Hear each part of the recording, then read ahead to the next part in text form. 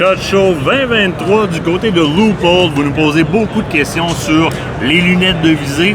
Je vous ai parlé beaucoup cette année, l'année passée, les années précédentes même. Kate aussi de son côté a testé la série VX. Qu'est-ce que la série VX? Eh bien, c'est une déclinaison de télescopes de très grande qualité. Ils sont un peu plus haut que le moyen de gamme, évidemment, dans la partie, si on veut, budgétaire qu'on va mettre sur notre lunette de visée, mais qui vont donner un rendement qui est extrêmement efficace. Je vais partir du haut et on va descendre vers le bas. Vous allez voir, on va aller vers un petit peu tous les budgets, mais dans une gamme qui répond énormément. On va dire que dans le dollar investi, là, c'est très, très, très rentable. On parle de la série VX de Leupold. Je commence avec le VX6 HD. Le VX6 HD, j'ai l'opportunité de le tester présentement sur plusieurs de mes armes. Donc, c'est une lunette de visée que j'ai choisi de déménager sur d'autres armes parce que j'ai eu une très, très, très belle expérience avec.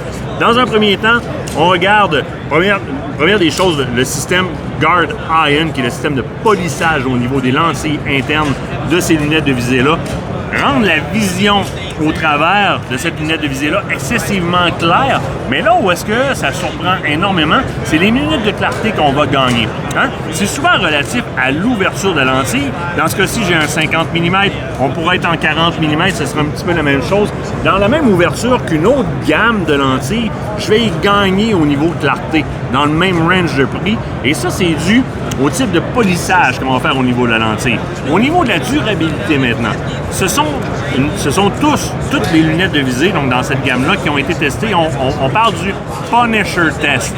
Le Punisher Test, c'est un test à l'extrême au niveau des impacts pour s'assurer que le vide gazeux qui est fait à l'intérieur des lunettes de visée va demeurer, n'aura pas de fuite, donc ne créera pas de condensation dans mon unité. Donc, c'est évidemment à l'épreuve de l'eau, à l'épreuve du brouillard, à l'épreuve de la condensation, c'est hautement tropicalisé.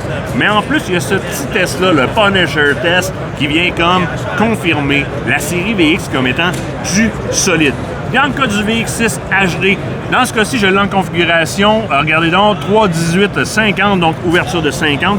Dépendamment de la configuration que j'ai, on passe de tubes de 30 à des tubes jusqu'à 34 mm. Dans ce cas-ci, on est sur un tube de 34 mm. Évidemment, j'ai le Zero Lock, qui est le système propre à Leupold du côté de l'élévation. Donc, très, très, très rapide en minute of angle, donc en MOA, de venir ajuster l'élévation. J'ai sur le VX6 HD le gauche-droit, ce qu'on appelle le windage, qui fonctionne aussi avec le système Zero Lock, qui fait que je ne peux pas accrocher et désajuster ma lunette de visée si je n'ai pas engagé le système Zero Lock.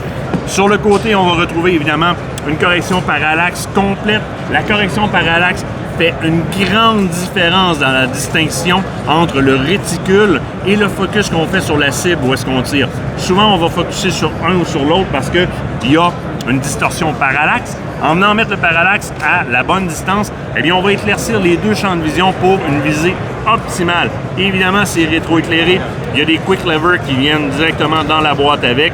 Les capuchons de Leupold qui sont un must à utiliser, ce sont des quick release qui vont très, très, très rapidement. Regardez-moi ça. On n'y est pas avec ça. On n'a pas besoin de faire la charte balistique puisqu'on a évidemment la tourette qui est de base sur ces télescopes-là. Mais il y a le Clickable Dial System, si je ne me trompe pas, qui appelle de leur côté le CDS, qui est leur système à eux, qui est disponible aussi. Ce sont des custom turrets qu'on peut avoir littéralement. Je m'en vais du côté du VX5, qui est un peu le petit frère, ici en 3,15-56. Beaucoup plus d'ouverture au niveau de la lentille. Mon entrée lumineuse va être optimisée sur un tube de 34 mm, donc la chicane lumineuse qui va se rendre jusqu'à la partie optique à l'arrière, qui est entièrement ajustable, évidemment, va être optimale. Je mets un peu moins de budget, j'ai encore mon élévation, j'ai encore mon Zero Lock, j'ai encore mon parallaxe. Par contre, je n'ai pas le gauche-droite ou encore le windage. VX5 HD, on est encore dans une très très bonne valeur sûre. Je peux aller vers le VX3 HD aussi. Ici, fait dans la coloration Burn Bronze pour aller avec les Burn Bronze, entre autres des X-Bolt du côté de Browning. Et évidemment, là, je descends un petit peu en termes de grosseur. J'ai un tube de 30 mm et non pas un tube de 34 mm. J'ai un petit peu moins d'ouverture. J'ai un haut-bas au niveau de l'ajustement. Je n'ai pas de correctif de parallaxe. Je n'ai pas de gauche-droite, mais je sauve énormément au niveau du budget dans une lentille qui respecte le polissage Guard Iron, donc la technologie Guard Iron au niveau de la lentille, clarté absolue, et le fameux test Punisher au niveau des impacts dans un budget qui est beaucoup plus réservé pour une lunette d'approche, une lunette de visée qui va être optimale. Du côté de Leupold, la série VX, les VX6 HD, VX5 HD et VX3 HD que j'ai devant moi ici sont définitivement des produits dans lesquels on peut investir sans compromis, et on y va dans 3 types de budgets totalement différents pour le bonheur de tous. Cool, cool, cool. Woo!